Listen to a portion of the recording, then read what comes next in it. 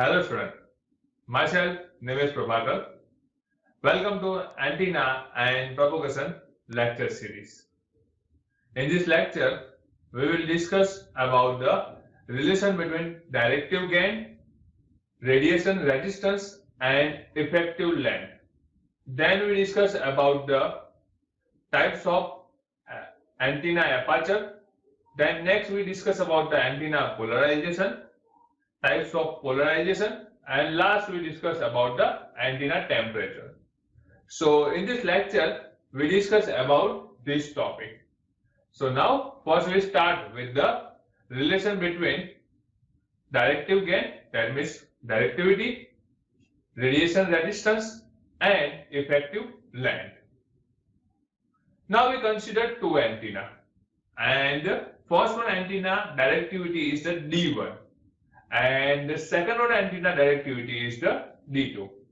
We also consider the antenna 1 maximum effective area of antenna 1 is the AE1 maximum and AE2 maximum is the maximum effective area of the antenna 2. We can write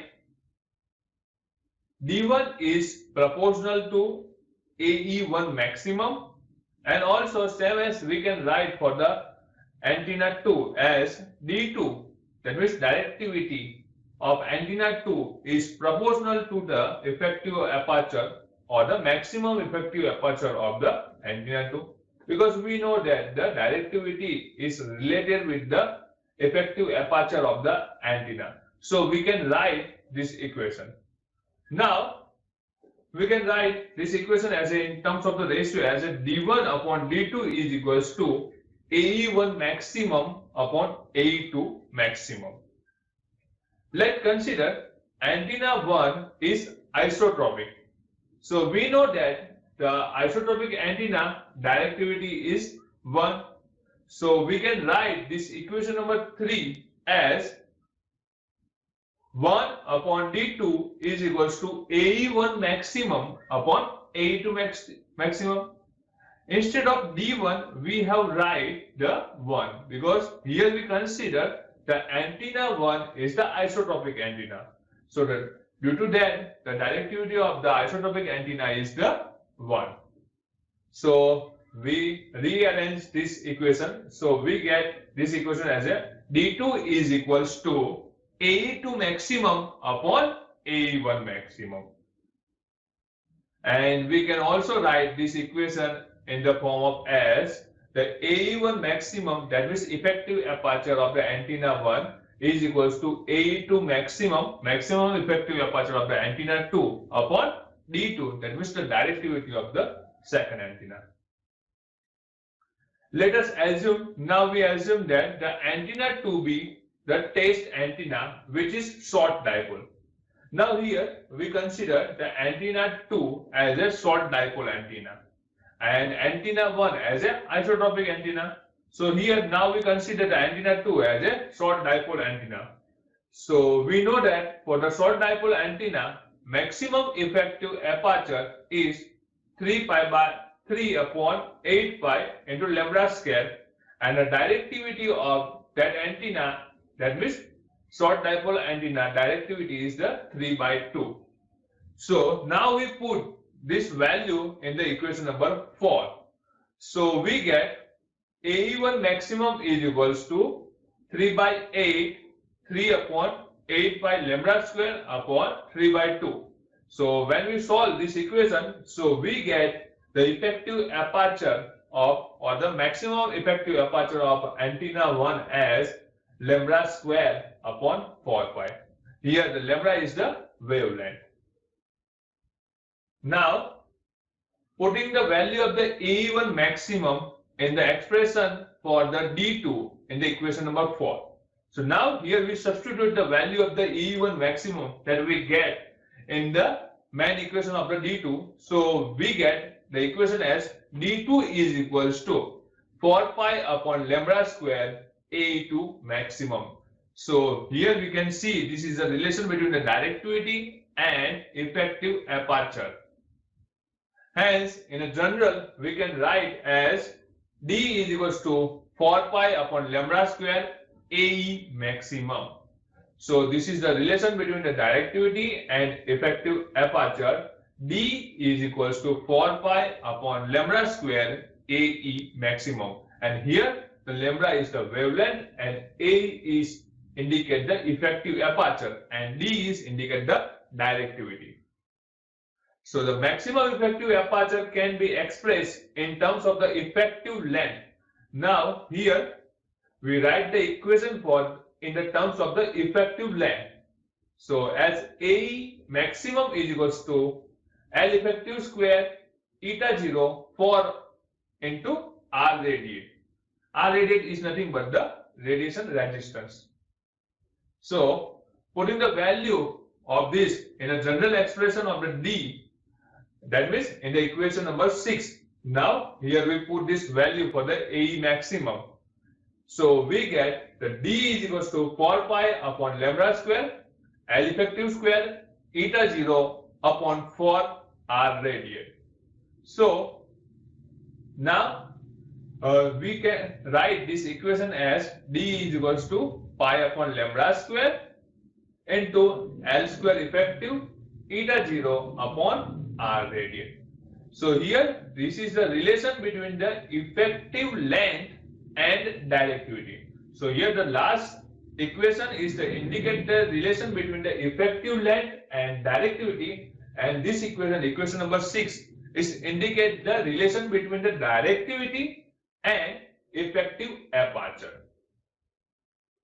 Now we discuss about the antenna aperture. So first one aperture of the antenna we discuss is the scattering aperture. So the ratio of power received by radiation resistance, that means R radiate, to the average power density is called or is known as the scattering aperture, and it is denoted by AS and it is measured in the meter square. So the equation for the scattering aperture is AS is equals to I square RMS into R radiate upon P average. So the ratio of the radiating resistance R and the average power is known as the scattering aperture. Using the equivalent current of the antenna, we can write this equation as, or for the IRMS value is the VA upon RL plus RA square XL plus XA square. So we can write this equation as AS is equals to, that means scattering aperture is equals to VA square into R radiate upon RL plus RA square plus XL plus XA square into P average. Here the P average is considered in the subscript. Now next one is the scattering aperture. Now here we also discuss about the, for the maximum power transfer condition, the RL is equals to RA is equals to R radiate. Here we assume, and R loss is equals to 0, because we know that the maximum power is transferred when the R loss is equals to 0 and XL is equals to minus XA. This is the condition for the maximum power transmission. So we get the equation as AS maximum is equals to VA square upon R for R radiate into P average. So this is nothing but the effective aperture or the maximum effective aperture. Now scattering ratio. The ratio of scattering aperture to the antenna to its effective aperture is known as the scattering ratio, and it is denoted by the beta, and the equation for this is the beta is equals to AS upon AE. So this is the scattering ratio. Now next one aperture is the loss aperture, AL.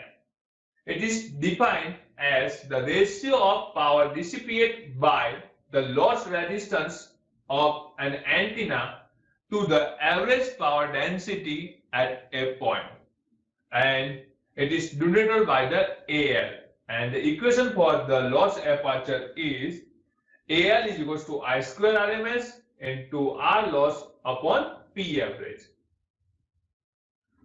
Now we substitute the value of the IRMS, that means RMS current value, in this equation. So we get the AI is equals to VA square into R loss upon RL plus RA square XL plus XA square into P average.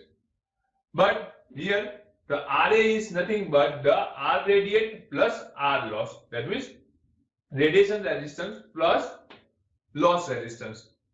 So we can write the equation as AL is equals to VA square into R loss and RL plus R radiate plus R loss XL plus XA square into P average. Now next one is the collecting aperture. So as the name suggests, the collecting aperture is the sum of effective aperture, scattering aperture and the loss aperture. So we can write as a AC, that means collecting aperture equals to AE plus AS plus AL. So for the equation we know that for the AC is equals to, for the effective aperture, I square RMS RL upon P average. For the scattering aperture, I square RMS R radiate upon P average, and for the this loss aperture, I square RMS into R loss upon P average.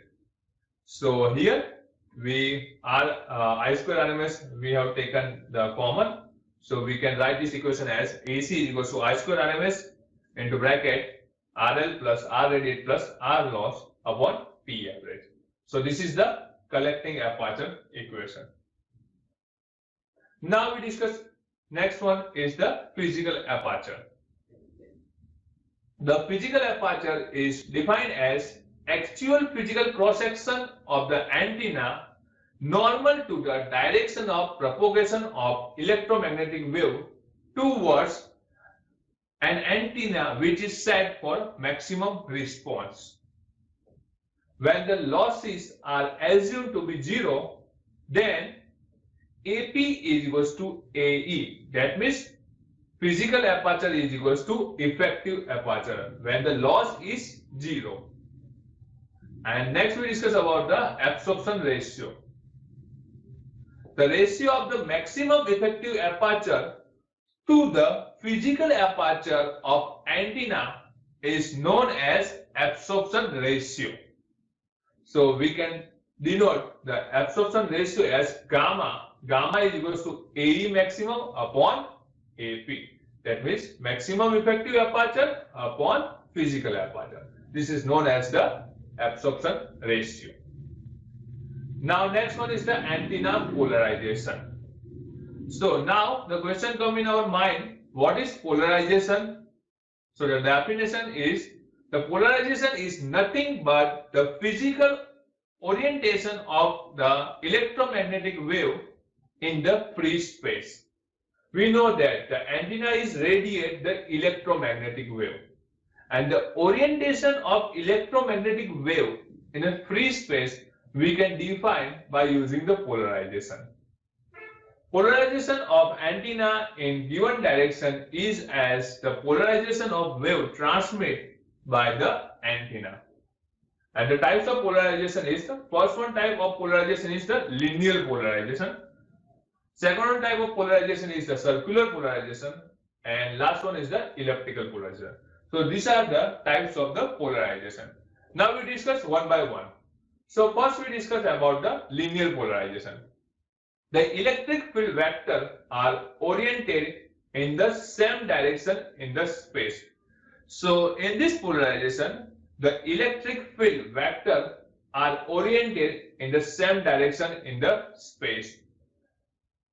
Here we can see the figure for the linear polarization. The linear polarization has two types. First one is the vertical polarization and horizontal polarization. The electric field progress in the direction of the propagation in vertical plane. So in the vertical polarization, the electric field progress in the direction of propagation in vertical plane. Same as in the opposite, the horizontal polarization.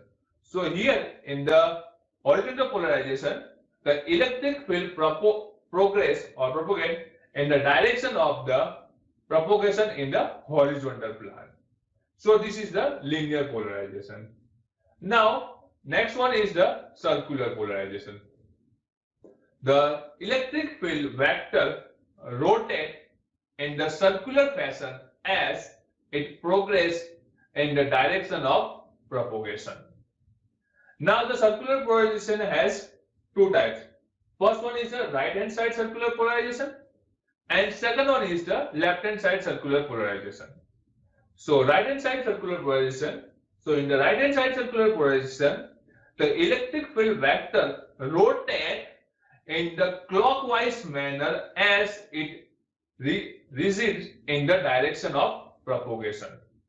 So here the electric field vector is rotate in the direction of the clockwise direction. And in the left hand side circular polarization, the electric field vector rotate a counterclockwise, that means in the anti-clockwise direction manner, it recedes in the direction of propagation. So this is the now third one type of polarization is the elliptical polarization. So this is the figure for the elliptical polarization. So the elliptical polarization is the polarization of electromagnetic radiation such that the tip of the electric field vector describes an ellipse in any fixed plane interacting and normal to the direction of propagation. Now we discuss about the antenna temperature. Antenna temperature is denoted as a TA, is a parameter that describes how much noise an antenna produces in given environment. This temperature is not the physical temperature of antenna. So here we do not discuss about the physical temperature of the antenna. Antenna temperature is also sometimes referred as the antenna noise temperature. The noise power received from the antenna at the temperature TA can be expressed in terms of the bandwidth B as P is equals to KTA into B. So here this P is indicate the noise power and this K is the Boltzmann constant and the value for the K is 1.38 into 10 raised to minus 23. And P is the noise power, B is the noise bandwidth, and here the TA is a noise temperature. So practically thermal noise is component of the receiver system. The receiver itself has certain noise temperature TR. So we can write for the receiver noise temperature as a, so the PS is equals to K into TA plus TR into B. This means the TA plus TR, that means as a transmitting side and as a receiving side. So we can write this equation as a TA plus TR is equal to nothing but a TS, that means the system noise temperature. So T system is denoted the effective system noise temperature. Let us effective aperture of the antenna A, then the power density per unit beamwidth is produced in the direction of radiation.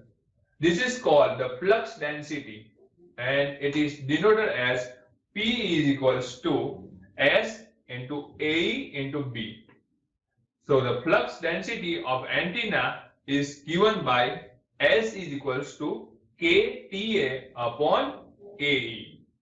And TA, so we can write as a TA is equals to S AE upon K. If the size of antenna is small compared to the beam solid angle, then the source temperature is given by Ts is equals to Ohme upon Ohms. So here the Ohme is indicate the beam solid angle, Ohms is indicate the source solid angle, and Ta is the antenna noise temperature. So this equation is the relation between the antenna noise temperature and effective aperture, and this equation is the antenna noise temperature and relation between the antenna noise temperature and solid angle. So this is the antenna temperature. So in this lecture, first we discuss about the relation between the directive gain, radiation resistance and effective length. Then we discuss about the type of antenna aperture, then antenna polarization, and last we discuss about the antenna temperature. Thank you.